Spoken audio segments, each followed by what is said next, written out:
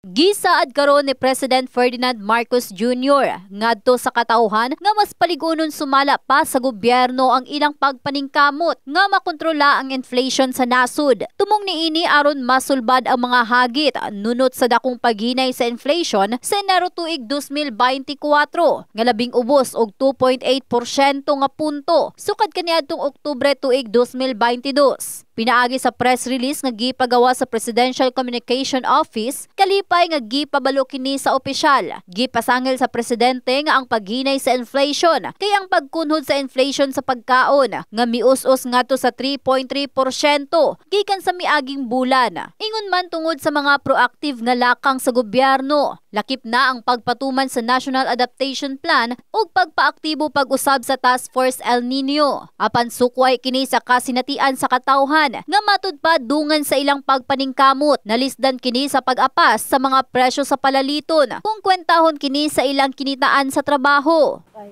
Kita ang mga mamalitay manggod labi pa sa mga basic needs din nato. Ang mga tao dili na manggod maka-afford ang mga consumers labi pa sa bugas no. Sa una mo kaon tag 3 times a day, uban naga-budget na lang 2 times a day nila ilang kaon tungod sa kamahal sa bugas. Para karon na 56 sabi na 60 ang kilo. Dili na maka-afford ang mga Pinoy ma'am labi pa.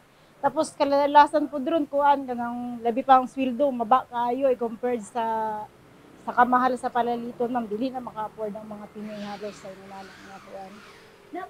Samtang dismayado si May Bagaygay sa unang saad ni PBBM nga paubsan ngadto sa 20 pesos ang presyo sa bugas sa nasud. Ay, di magyapon na matuloy ma'am. Ang plano niya, itong bugas gani nga ingon niya 20 hanggang karon wala gani niya gipatupad tong bugas. Dismaya ka ato. Yes ma'am. Kay sumo 56 ng bugas dati 35 40 lang di ba? Karon ang 56 na siya. Panubuan nila ang presyo eh. Tapos ang taxes panubuan po nila para ang baligya sa tao magdubo po. Ang mga consumer ano po, di ba? Makabudget po sa silang kwarta. Mao nga lauman niini nga kung unsa man ang plano sa mga hingtungdan, mabati usab nila ang resulta. Ay kaluoy kayong iban ma'am, may mga bata pa. Kailangan gid naton magkayod adlaw-adlaw. Ang isa kalibo ka rin, isa na nakasilupin, isa na nakaadlaw ni mga kaon, consume ni mo sa imong pamilya. Kulang pa. Kaya na pa yung mga balon, mga projects. Pero kaya wala naman ko anak ng mga elementary, pero naman may mga trabaho. Okay lang.